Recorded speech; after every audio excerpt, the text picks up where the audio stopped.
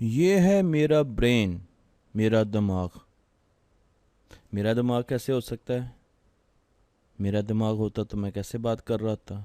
पर यह है एक इंसान का ब्रेन, और ये है कंप्यूटर का ब्रेन जिसको हमने सीपीयू कहा था। इंसान का दिमाग और कंप्यूटर का दिमाग कैसे काम करते हैं?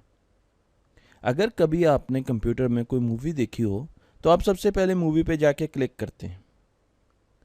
जैसे ही आप मूवी पे क्लिक करते हैं, सीपीयू को पता चल जाता है कि यूज़र मूवी देखना चाहता है, और वो फ़ौरन हार्ड डिस्क यानी मेमोरी में जाता है जहाँ पर चीज़ें स्टोर होती हैं, और वो वहाँ से मूवी को ढूंढता है और उसको फिर स्क्रीन पर डिस्प्ले कर देता है।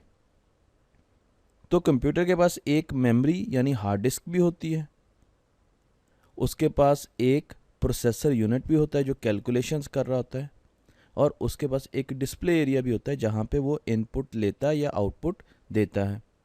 ये तीनों काम हमारा दिमाग कर रहा होता है। हमारा दिमाग चीज़ों को याद रखता है, इसलिए इसमें मेमोरी भी होती है। हम कैलकुलेशंस भी करते हैं, इसलिए हमारे पास प्रोसेसिंग यूनिट, प्रोसेसिंग पावर भी है। और उसके बाद जो भी हम रिज़ल्ट निकालते हैं वो मुंह के ज़रिए दूसरों को बता देते हैं, आवाज़ के ज़रिए या हाथ के ज़रिए लिख के। तो उसको भी हमारा दिमाग कंट्रोल कर रहा होता है। तो हमारा दिमाग और कंप्यूटर जो है वो एक जैसे काम करते हैं, पर एक बहुत बड़ा फ़र्क है इंसानी दिमाग में और मशीन्स में, और वो फ़र्क था लर्निंग का। हमारा दिमाग, इंसान का दिमाग जो बनाया गया है, वो चीज़ों को लर्न करता है, सीखता है, सोचता है, थिंकिंग करता है। मसलन मैं अगर आपसे कहूँ कि अगर अली बिलाल के बराबर है और बिलाल नोमी के बराबर है, तो आप फ़ौरन कहेंगे कि अली भी नोमी के बराबर है।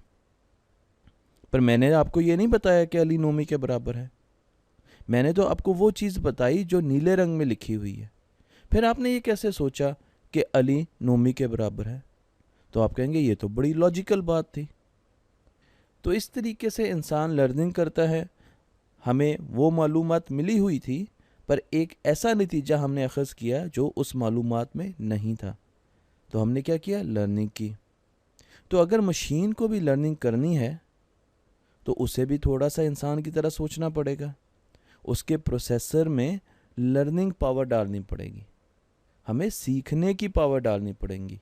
अगर उसमें सीखने की पावर नहीं आएगी तो मशीन लर्न नहीं कर सकेगी। तो अगर हम प्रोसेसर में यानी मशीन के दिमाग में लर्निंग डाल दें तो वो एक सीखने वाली मशीन बन जाएगी। ये इतना छोटा सा काम है, पर साइंसदानों ने सोचा कि इसको हम करेंगे कैसे, मशीन को लर्निंग कैसे कराएंगे। तो उन्होंने उसके लिए एक एक्सपेरिमेंट किया। और वो एक्सपेरिमेंट क्या था?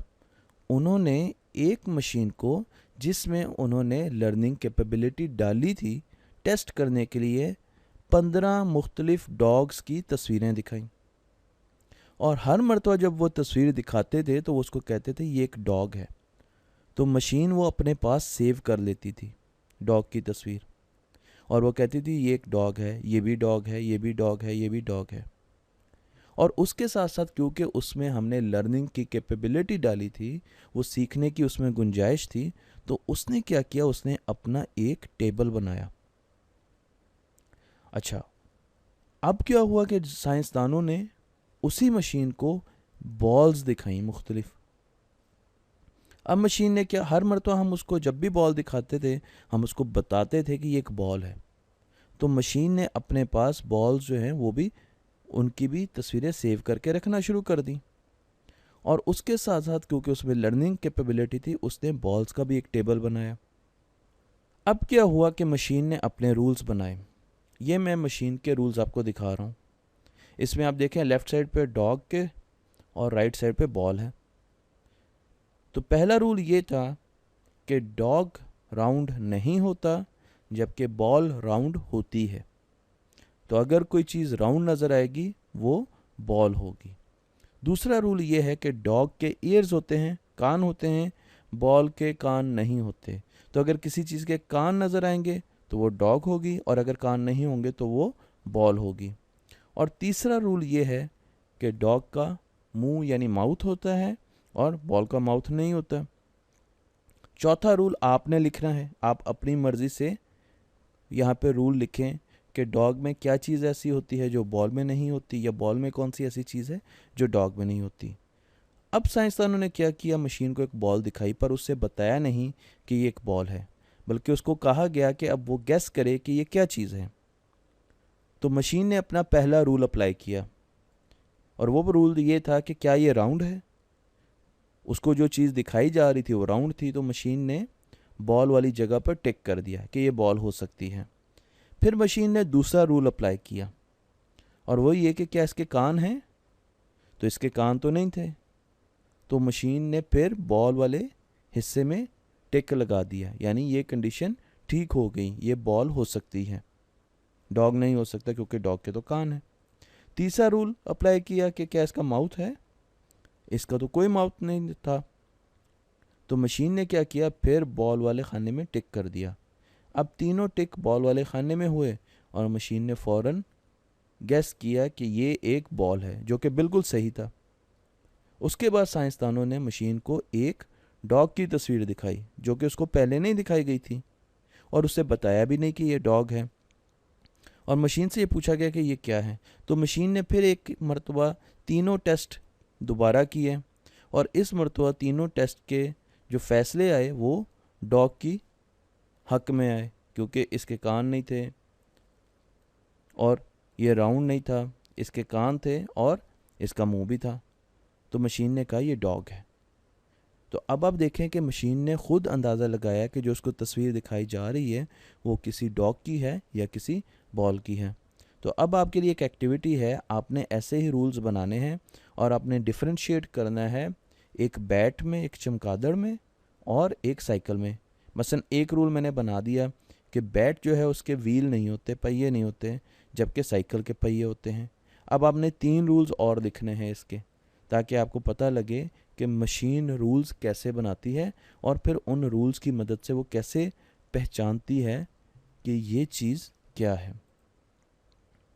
गूगल एक बहुत बड़ी कंपनी है, हमने उसका नाम बहुत सुन रखा है।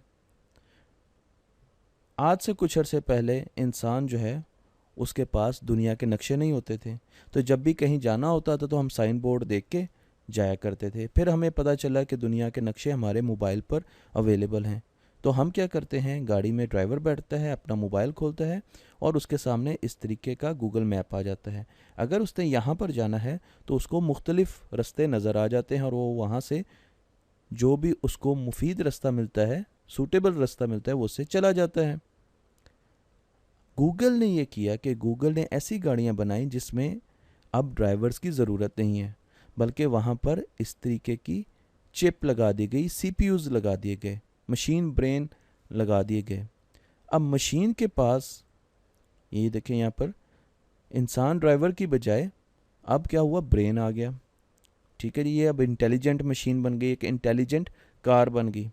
अब इस कार के पास ये सारा नक्शा भी है, मैप भी है।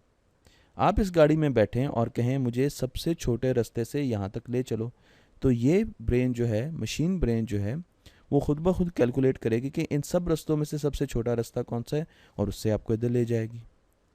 अच्छा, अगली मरतबा आप बैठें और आप कहें कि मुझे उस रास्ते से लेके जाओ जहाँ पर सबसे ज़्यादा कम ट्रैफिक हो, तो हो सकता है कि वो रास्ता कोई और हो। तो फ़ौरन ये इंटेलिजेंट मशीन दोबारा कैलकुलेट करेगी कि वो कौन सा रास्ता है जिसमें ट्रैफिक सबसे कम होगी, और ये फिर आपको ले चलेगी। तीसरी मरतबा आप बैठें तो आप इसको कहें कि वहाँ से लेके चलो जहाँ बारिश नहीं हो रही। अगर ऐसा मौसम है जिसमें बारिश हो रही है, तो ये फिर वेदर फोरकास्ट देखेगी, और उसके साथ साथ ये डिसाइड करेगी कि किन जगहों पर बारिश नहीं हो रही, और आपको उस तरफ से ले जाएगी। तो अब ये एक इंटेलिजेंट कार बन गई है जो खुद डिसीजंस करती है और उसको एग्जीक्यूट करती है। तो इसी तरीके से अगर मैं वॉशिंग मशीन में मशीन ब्रेन लगा दूं, यानी एक सीपीयू लगा दूं, तो ये एक इंटेलिजेंट वॉशिंग मशीन बन जाएगी, और ये कपड़े धोएगी भी खुद, सुखाएगी भी खुद, और आपको बताएगी भी कि कपड़े धुल गए हैं, अब आप इसको उठा लें। इसी तरीके से अगर एक रोबोट में मैं ये मशीन लगा दूं, और उसमें मैं मुख्तलिफ़ किस्म की रेसिपीज़ यानी खाने की तरकीबें भर दूं, तो आप इस रोबोट को जो भी कहेंगे ये वो आपको पका के, कुक करके दे देगा। तो ये एक रोबोटिक शेफ़ बन जाएगा। साथ साथ अगर हम ये मशीन उड़ने वाली गाड़ी में यही प्रोसेसर लगा देंगे तो उड़ने वाली गाड़ी को हमें सिर्फ ये बताना होगा कि हमने कहाँ पर जाना है। वो तमाम रास्ते खुद कैलकुलेट करेगी और आपको वहाँ पे ले जाएगी। तो अब आपने ये सोचना है कि आपके पास ऐसी कौन सी मशीन है जो इस वक्त इंटेलिजेंट नहीं है, जो खुद फैसले नहीं कर सकती, जो लर्निंग खुद नहीं कर सकती, और आपने उसके साथ एक प्रोसेसर लगाना है और फिर सोचना है कि उसमें कौन सी ऐसी चीज़ें आ जाएंगी जिसका आपको फ़ायदा होगा। वो क्या ऐसा करना शुरू कर देगी जो पहले नहीं करती थी।